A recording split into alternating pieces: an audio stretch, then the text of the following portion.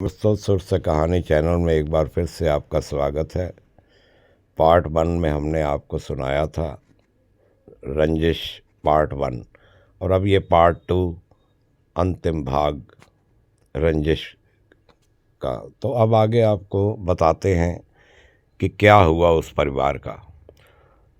पहले शॉर्टकट में आपको बता देता हूँ, दोनों भाइयों के बीच में एक धर्मपाल एक श्यामपाल, दोनों काफ़ी आपस में दुश्मनी थी दोनों भाइयों की। लेकिन उनकी फैमिली जो थी, दोनों के ही बच्चे आपस में दोनों का प्यार प्रेम था, मिलते जुलते थे बाहर, लेकिन घर में आने के बाद एक दूसरे के साथ बात नहीं करते थे।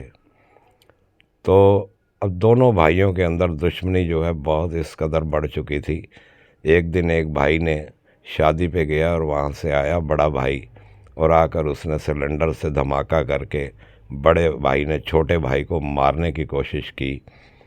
अब हाहाकार मच चुका था पूरे इलाके के अंदर, मकान गिर चुका था, एक दो दीवारें और भी लोगों की गिर चुकी थी।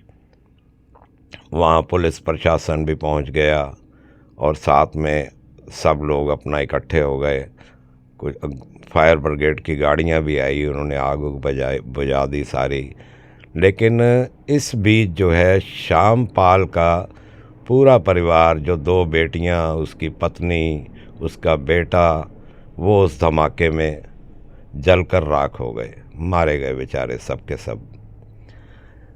अब इसी बीच टाइम सुबह का 3-4 बज गए होंगे, तो किसी बंदे ने, पड़ोसी ने, किसी ने फ़ोन किया, देखा कि भाई ऐसे ऐसे ये हो गया। अब किसी को पता था, किसी को नहीं पता था, लेकिन किसी को, एक उसके दोस्त को ये पता था कि ये हरिद्वार शादी पे गया हुआ है धर्मपाल। उसने धर्मपाल का फ़ोन मिलाया वहाँ और उसको मैसेज दिया कि भाई ऐसे ऐसे जहाँ पर भी हो फ़ौरन आ जाओ, तुम्हारे घर के अंदर बहुत बड़ा धमाका हुआ है, पूरा मकान गिर गया है, और जहाँ पर जैसे भी हो फटाफट आ जाओ यहाँ पर, यहाँ तबाही मची हुई है। अब धर्मपाल फ़ौरन, जैसे उसको कुछ पता ही नहीं था, अपनी फैमिली को लिया, वहाँ से टैक्सी की और फ़ौरन अपने भाई के छोटे वहीं अपने घर पे पहुँच गया।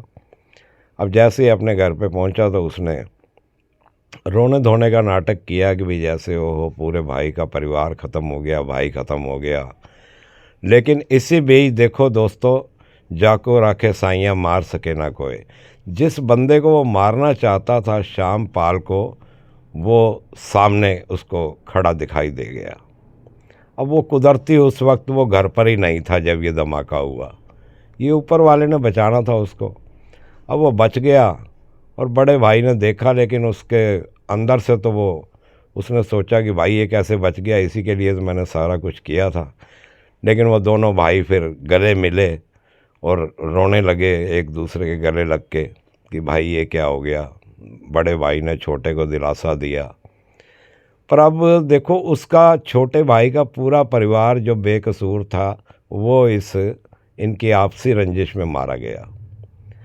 अब मारा गया तो उसके बाद जो है, अब धर्मपाल ने कहीं और देखा, अपना इंतज़ाम किया कहीं रहने का, जहाँ भी वो रात को सोने की कोशिश करे ना, जैसे ही वो बेड पे लेटे, उसे नींद तो क्या आएगी, आंख बंद करे और वो पूरा जो छोटे भाई का परिवार था उसके बेड के आसपास आके खड़ा हो जाए, उसे झंझोड़ के उठाए, उसे थप्पड़ मारा, खड़ा कर दिया कि भाई बता, हमारा क्या कसूर था, हमें क्यों मार दिया गया, इसका तुझे उत्तर देना पड़ेगा, तुझे जवाब देना पड़ेगा कि तुम्हारी दोनों भाइयों की आपसी दुश्मनी थी, लेकिन हमारा क्या कसूर था, हमें जीते जी क्यों जला डाला, क्यों मार डाला।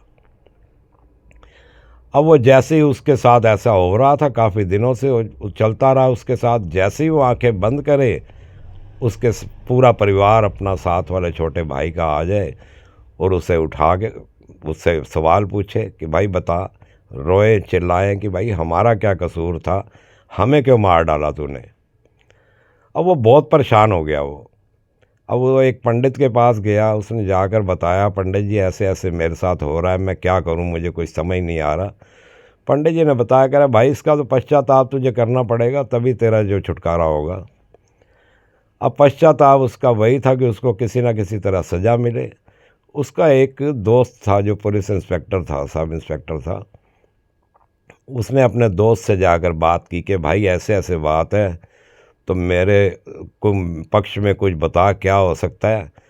तो मुझे जो है ऐसे ऐसे मेरा परिवार तंग करता है आके, मेरे छोटे भाई का, मैंने उनके साथ ऐसा किया था और वो सब लोग मारे गए, लेकिन मैं भाई को जिसको मारना चाहता था वो मरा नहीं, और मेरे साथ ऐसे ऐसे हुआ, बता मैं क्या करूं। अब वो समझदार था, उसने कहा भाई तेरा तो यही हल होगा। उसने उठाकर पुलिस बुलाई और उसे अंदर करवा दिया, उसको सज़ा करवा दी, 7 साल की उसको सज़ा हो गई। उसके बाद जब वो जेल में जाकर सोया तो उसे परिवार उसका फिर आ गया, उसके छोटे भाई का। अब उसने आके कहा कि ताऊ जी अब हमें तसल्ली है, हमें शांति है, आपको सज़ा मिल गई, अब आप आराम की नींद सोइए और अपने परिवार से अलग रहने का क्या दुख होता है ये आपको पता लगेगा। आप यहाँ जेल में आराम कीजिए, आपका परिवार बाहर आपके लिए धक्के खाता रहेगा, बिलखता रहेगा। यही आपकी सज़ा है। आज के बाद हम आपको अब दोबारा तंग करने नहीं आएंगे। तो इस रंजिश का दोस्तों ये नतीजा निकला, जिसे मारना चाहता था वो तो फिर भी नहीं मरा, लेकिन अंत में जो है पश्चाताप करने के लिए उसे सज़ा भुगतनी पड़ी। धन्यवाद दोस्तों, आगे फिर से ऐसे ही अच्छी अच्छी कहानियाँ लेकर आपके पास आते रहेंगे। आपका बहुत बहुत धन्यवाद जो आपने हमारे इस वीडियो को देखा सुना। तो अब आगे मैं इजाज़त चाहूँगा, फिर से एक नई कहानी के साथ आपको मिलेंगे, और इसी के साथ हम विदाई लेते हैं और आपसे गुजारिश करते हैं इस चैनल को सब्सक्राइब कीजिए, ज़्यादा से ज़्यादा अपने दोस्तों में शेयर कीजिए। धन्यवाद।